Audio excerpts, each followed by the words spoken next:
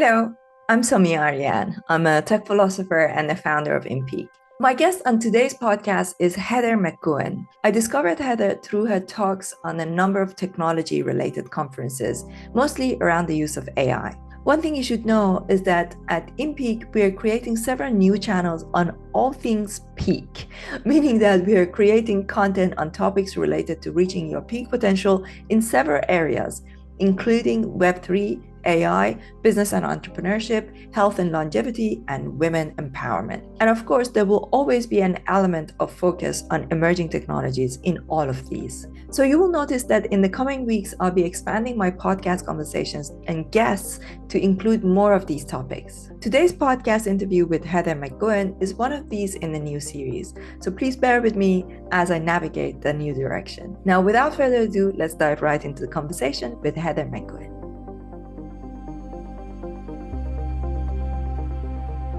Let's start with your book.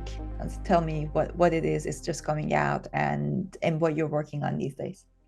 Sure. So I think you heard me on the Ivy podcast. I was probably back then, which wasn't that long ago, talking about my book called The Adaptation Advantage, Let Go and Learn Fast to Thrive in the Future Work.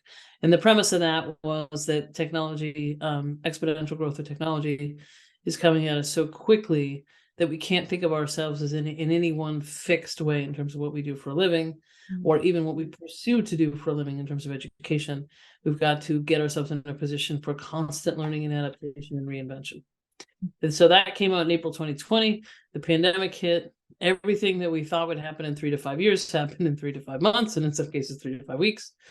And then over the last of the 3 years of the pandemic, probably over the last 2 years, I was having conversations with executives and realizing that a fundamental shift, or rather two transformations, had taken place around the world of work, requiring 4 shifts in leadership. And then from that, I spent 100 days with Chris Shipley, and we wrote this book, The Empathy Advantage, Leading the Empowered Workforce, which comes out next week. And so I don't know when this is going to air. So this comes out March 8th. So the premise behind this is that, you've heard of the Great Resignation. That's really part of 5 interlocking trends. So the Great Resignation is that churn has been building. There's a tremendous amount of churn in the workforce, from the creation of new jobs to destruction of old jobs, the agency that people feel to move from one job to the next when they feel like they've learned what they need to learn.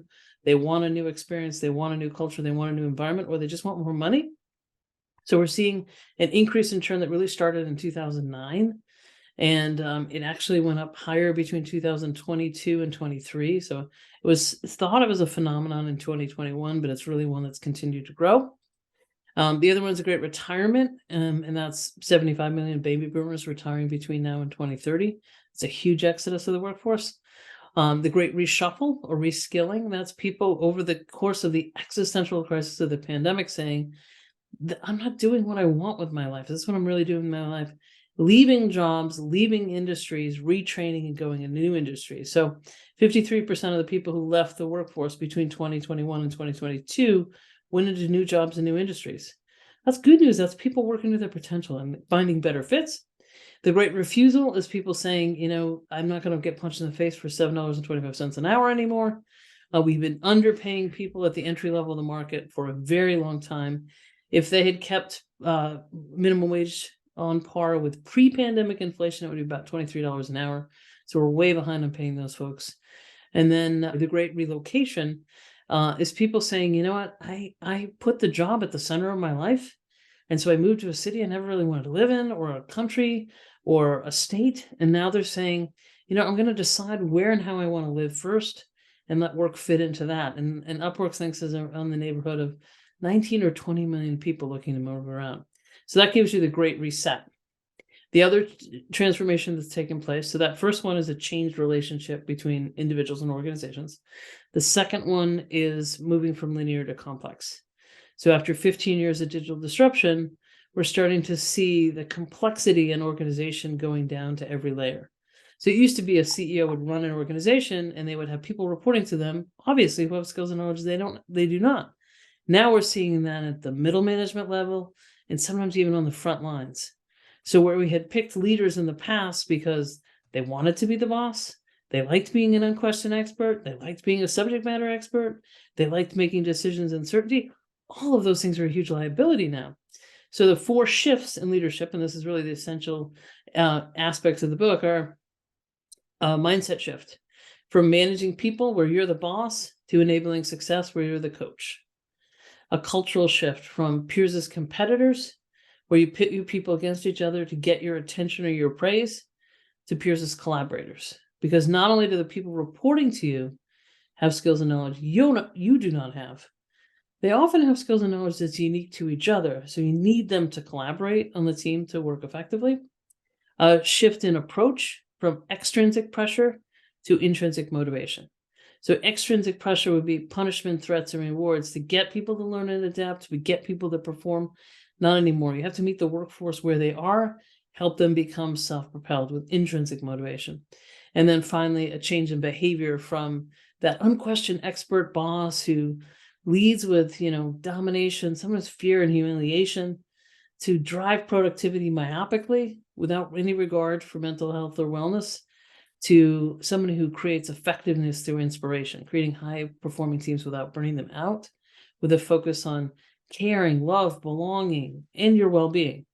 So this is the fundamental shift I see that needs to take place in leadership because of the things we've gone through over the past 3 years. So we actually have a very similar, trajectory in that sense, because I also wrote a book in 2019, which came out in 2020 during the pandemic. It was called Career Fear and How to Beat It. And I also was like talking about all of these things that I thought were going to happen in the next 5 to 15 years. And now they're happening in, 1 to 5 years, and it's all really accelerated. So there's that aspect of, yes, that having those human skills. So in my book, I had a section called human skills, and within that I was talking about things like emotional intelligence, contextual creativity, mindfulness, etc. But all of that is good and well, but I worry that we are going through this phase right now in the career landscape that or in the business landscape, that a lot of people are just like not having, it's kind of like they've been blindsided, right? That they just haven't had an opportunity to figure out what to do next. I remember showing a number of things that you could do with AI to my team members, in the art kind of creation and graphic creation, and they were like, "Oh my God, like this is going to take our jobs," how do you recommend people, dealing with those types of fears? And I just worry that things are happening so fast that a lot of people don't really know what to do. Yeah, I think in general, a tool, no matter how sophisticated the technology, is as good as the person who uses it. So tools need humans. And whether it's, and I'm familiar with all aspects of generative design, which is probably one of the things you're talking about, however it's applied. But the best uses of technologies like that are in collaboration with humans. So the machine or the technology develops a series of solutions. The human curates the solutions. The human decides what inputs are selected in order to generate the solutions. And it becomes much more of an interactive, collaborative thing. And getting comfortable with that means extending or augmented human capabilities. And I think that's what we're looking at. Will we need fewer people to do it? That is something that comes up. So when you look at, process AI and things like accounting. So it used to be, it would take, I've spoken to accounting firms, it would take 500 hours to do an audit. Well, now they can bring that down to 5 human hours when they're using technology to pick and flag the things they need to pay attention to. So the human changes their role from processing data to interpreting insights. So the human skills get elevated. Every time you hand off something to technology, you got to reach up and learn something new. Now, does that mean we need fewer people doing some of those jobs? Sure. But we have new jobs emerging that we need people to do. So we're going to go through this rapid reshaping of the workforce at a faster and faster clip, which was really the focus of our first book. The second one was much more about, if this is all going on, what does leadership do? How do you lead people, keep them motivated and energized and focused and with good mental health. Yeah, definitely. Now the question is, I guess, with a lot of people that are being laid off, what would you say to them, right? So when I'm looking at, like I'm more focused on Web3, and there are a lot of opportunities within Web3 there. So yes, as a lot of opportunities close, new ones open up, right? So I guess it's also a question of, as people are losing these, some of our members who work with big companies, they come to me and say, like, it's just really hard. Like, I've just had to lay off a lot of people. What do you say to them, and how can we overcome that? First and foremost, and this is my personal belief, but I think it's backed up by a fair amount of data, layoff should always be our last choice. We should look to retrain, and retrain people whenever possible. Because layoffs cause more trauma. I think we're just starting to understand the trauma that layoffs can cause. It can cause a crisis of confidence. It can cause mental distress. It can cause financial distress. And then a lot of times, if you look at the research by Jeffrey Pfeiffer at Stanford, you don't actually obtain the financial results you were trying to obtain by the time you pay severance packages, hire consultants, and then hire those people or some people like them back at a higher rate later on. So that's on layoffs. On the people who've been laid off, hang in there. You are still extremely valuable. You will find your next ride. Think about it. Just get like a surfing and getting knocked off a wave. You just got knocked off a wave. It's hard. You're swallowed some salt water. You feel like crap, but you know you're going to ride another wave, and maybe even a better one than you were just on. So that's my advice to the folks who've been laid off. And then in terms of what's happening on a more macro scale to the tech sector, I think in some ways it's, layoffs are a little bit contagious. So I think it's a little bit of a market reacting to trying to compress human costs, which I'm never a fan of. The other thing is, I think that we're somewhere on the Gartner hype cycle. I mean, maybe we over-indexed on demand economy. Maybe we over-indexed on the speed in which we get to Web3. But those things will come back around. Remember, we've been through this before. The tech sector reshapes because we're optimistic things are going to happen more quickly or stay the same than they've been in the past. And it's going to change. Those people will be redeployed, and hopefully for them in better roles that will fit them better. I really feel for the folks who've been laid off, but this is just a moment, and it's a moment where, it will rise up again. There will be new roles, there will be new opportunities. And I think when Web 3.0 is realized, it's going to be fascinating. But I think people can't even wrap their heads around what it could be. I remember, I'm old enough to remember when the web first came out. And I remember I was working at a company and we made baby products. I was a designer. And we just got email. And I remember an engineer saying to me, well, we need a website. And I said, what's a website? And then he said, this is going to have huge implications on how we sell products. I'm like, well, how is email going to have an implication on how we sell baby products? I couldn't wrap my head around it. Now it's so obvious. And I think that next version will become so obvious soon. Yeah, now think about the fact that, you're talking about email. Now, Web3 is all about tokens, because it's about, it's about tokenizing ownership, right? And you can tokenize ownership of anything, digital assets, create digital assets, and create digital scarcity. It's actually, in some ways, the financialization of Web3. It scares me because we've never had this level of, with that financialization. Pretty much anybody can create a token for anything. They can tokenize anything, and that opens up a whole new world of possibility of scams and problems. And kind of like the early days of the internet, when email was enabled, people were sending emails about this, the prince, the Nigerian prince, right? Things like that. So that would have not been possible before, right? Somebody wouldn't send you a handwritten letter, about the Nigerian prince. So in a similar way with Web3 now, you have the possibility of a whole new way of scamming people, and there are a lot of problems that comes with that. And but there are also a lot of opportunities that comes with that in a positive way to create meaningful opportunities. So I think that moving forward, we are probably going to see corporate structures shrink. We're going to see them shrink so that instead the gig economy and smaller kind of communities that are built around creators. That's I think that Web3 is all about the creator economy. So like we are building this platform that enables creators to tokenize their content, to to be able to build a community around their content in a way that was never possible before. And that the reason why we're building it is because we think that that's where the future is going.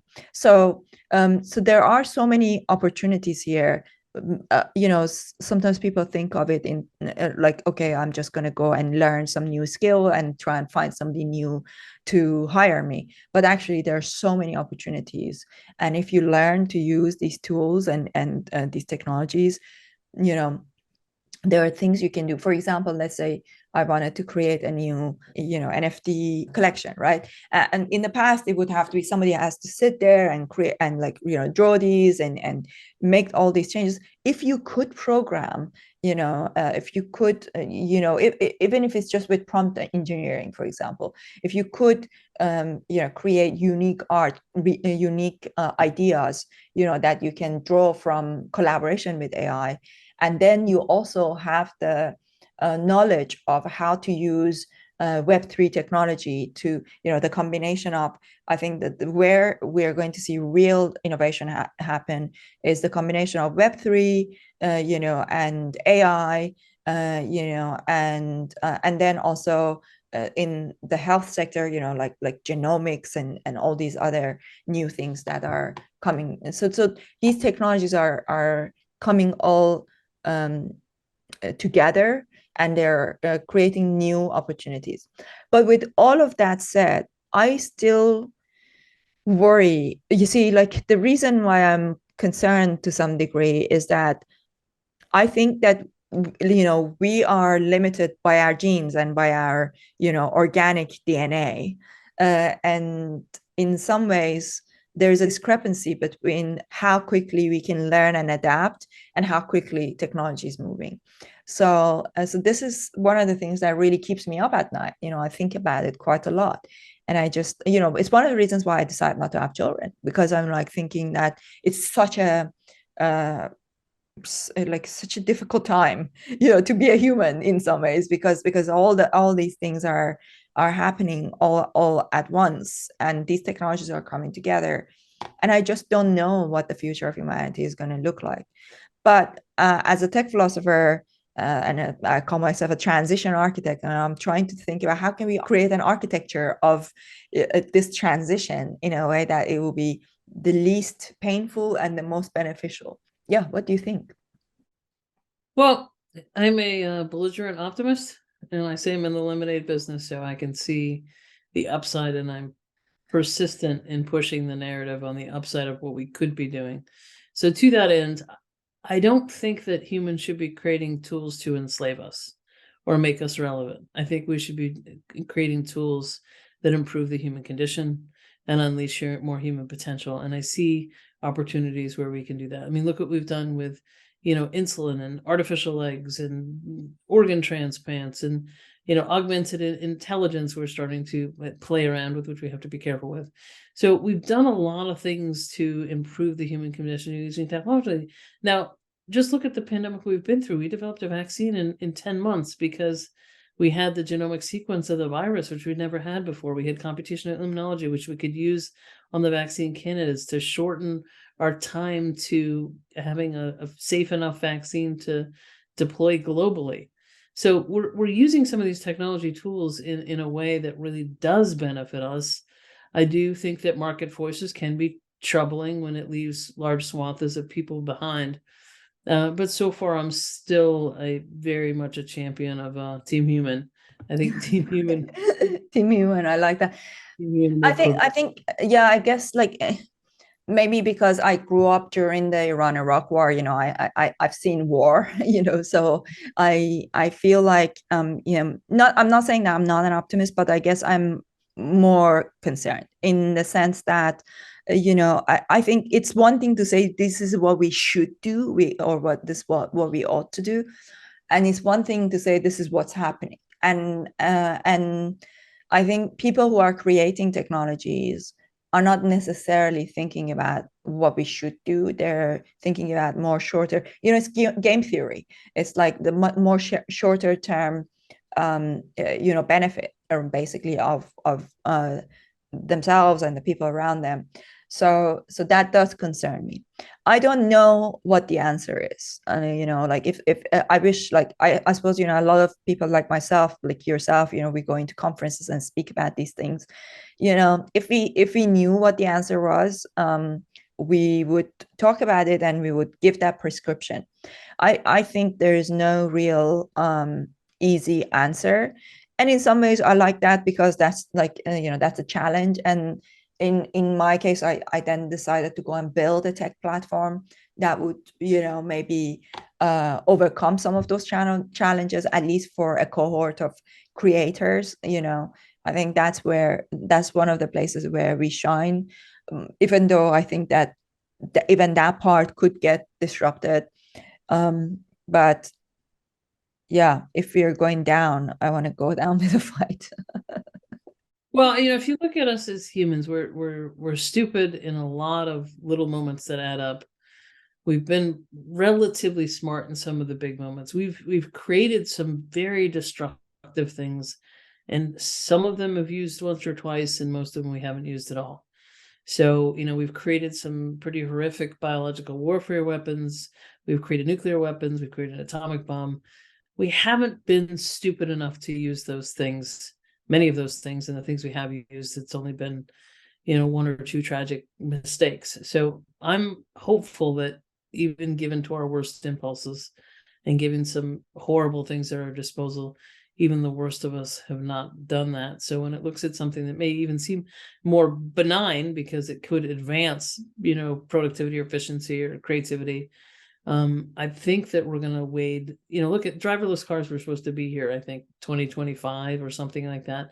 We haven't made them safe enough. We haven't gotten there. So a lot of the projections on, the artificial intelligence, which is really just artificial cognition, because we don't have intelligence yet, is not enslaved or eclipsed humans yet. It hasn't taken over. I think we're seeing, flashes of things that seem to some folks, like ChatGPT seems a little scarier to some folks, but it's still limited. I still think that humans will have the upper hand. And if we put humans in the right place, then we can really extend our potential and our impact in a good way. Yeah. You mentioned in one of your talks that digital transformation is really human transformation. What did you mean by that? I meant by that, you look at examples like the simplest and cleanest example is what happened in the first 60 days we went into pandemic lockdown. Suddenly we had to have online learning. Suddenly we had to trust remote teams to work. And we started using tools like the one we're on right now, Zoom. Zoom is more than 10 years old. We could have been using this 10 years ago. We could have extended our potential. We could have been using so much more telehealth and or distance learning. It used to be called distance learning, online education. We resisted using it until we were forced to a human behavior change. And when that behavior change happened, suddenly, according to McKinsey, we leapt forward 5 years in our digital transformation. Did we suddenly create 5 years worth of tools in those 60 days? No, we changed our behavior to adapt tools that have been around us for a decade. So I think that is consistently the answer when it comes to some of these processes, whether it's digital transformation or the speed in which we're migrating to the cloud. It's human behavior that has to change to enable the use and integration of those tools in what we do every day. Awesome. So I look forward to seeing you in Web3. I think that once you put the work that you've done so far, bring it into Web3, and if you need any help with that, let me know, because this is what we do, and I would love to introduce you to it. Yeah, I'd love that. So let's figure that out, because I've got a headset and I played around a little bit, but I don't know where to go or how to make use of it. So any help I can have as if you give my tour guide. Yeah, absolutely. And when we say Web3, we don't necessarily mean the AI, so the AR and VR aspect. Yeah. That is a little bit further down the line. We are not quite there yet. There are metaverses, they're not perfect. But at the very least, what I mentioned earlier, right? Web 1 was about read only. Web 2 was read and write. Web 3 is read, write, and share, or read, write, and own, right? And it's about understanding that idea of digital ownership, which we never had before, right? That's why I'm passionate about introducing people like yourself to this technology, to this new possibility, because I think that there lies some of the answers to so what should humans do. And I think there is this other aspect that we haven't really explored yet, and there are possibilities of because one of the biggest issues is that sense of purpose, right? How do you create a sense of purpose? And I think that digital ownership will enable us to come up with a new way of creating that in a digital environment, right? Because most of the time our sense of purpose in the world has come from our work, or our families, right? So like, often traditionally it's been that women have been at home taking care of children, and they got their sense of purpose that way. And then there are men that go out and work, and then they get sense of purpose that way. And of course, there are all sorts of a spectrum here. There are many women who don't have children, and or maybe they have children and they still get their sense of purpose from their work, or they get their sense of purpose from both. I get my sense of purpose from my work and my two cats, so we all have got, and my friends, right? So that we all have got in the real world, we have got ways that we have our sense of purpose. And the way I see it is that the digital world is an extension of that, and it doesn't take away anything from what we have in the real world, or in the physical world, but it actually is another step towards creating new ways of creating experiences. And part of that comes with what enables that is digital ownership. So that's why I'm passionate about it. And I think that Web3 is so interesting because it enables us to create new experiences. And, part of that experience is interwoven with the idea of ownership. Yeah. So yeah, I'm looking forward to introducing you to it, and hopefully get you as passionate about it so that you can also go out into the world and talk about it. Sounds great. Awesome. All right. Well, thank you so much for being here, Heather. It was a great conversation, and I look forward to continuing our conversation. Excellent. Thank you. I hope you enjoyed this conversation with Heather McGowan. Please be sure to check out her book. If you enjoyed this podcast, be sure to subscribe to it on Apple, Spotify, or any other one of your favorite podcast channels. And don't forget to give it a 5-star rating and write a review. The full interviews are also available on my YouTube channel, The Somi Arian Show.